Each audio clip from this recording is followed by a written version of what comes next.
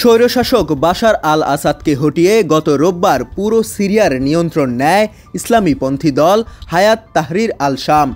এখন তাদের সামনে সবচেয়ে বড় কাজ সিরিয়ায় আইনের শাসন ফেরানো এবং দেশকে পুনর্গঠিত করা।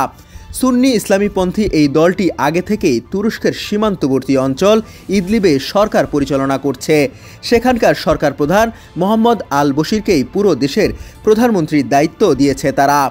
বিদ্রোহীরা সিরিয়াকে এখন দ্রুত সময়ের মধ্যে পুনর্গঠিত করতে চাচ্ছে। তবে এজন্য আগে এসটিএসকে সাধারণ মানুষের আস্থা অর্জন করতে হবে। এছাড়া দেশজুড়ে আরও যেসব বিদ্রোহী গোষ্ঠী আছে তাদের এক করতে হবে। দলটি সামাজিক যোগাযোগ মাধ্যমে একাধিক পোস্টে আশ্বস্ত করছে, সংখ্যালঘু সম্প্রদায়ের ওপর তারা কোনো ধরনের অত্যাচার চালাবে না। ওয়ালটনের পণ্য কিনে জিতে নিতে পারেন নগদ 20 লক্ষ টাকা। Double million offer! Walton fridge কিনে পেতে পারেন 20 লক্ষ টাকা। রয়েছে কোটি কোটি টাকার নিশ্চিত উপহার।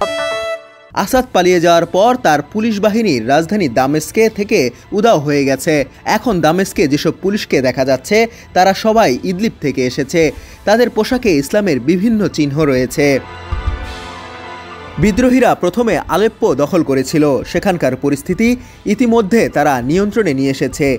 আলেপ্পোর সাধারণ মানুষ স্বাভাবিক কর্মজীবনে ফিরেছেন। ধীরে ধীরে দামেস্কেও আইন ও শাসন ফিরিয়ে আনার চেষ্টা করছে তারা। এজন্য আসাদ সরকারের বেশ কিছু মন্ত্রীকে এখনও স্বপদে বহাল রেখে কর্মীদের কাজে ফেরার আহ্বান জানিয়েছে বিদ্রোহীরা। পুলিশ বাহিনীকেও কর্মক্ষেত্রে যোগ দেওয়ার জন্য অনুরোধ জানানো হয়েছে।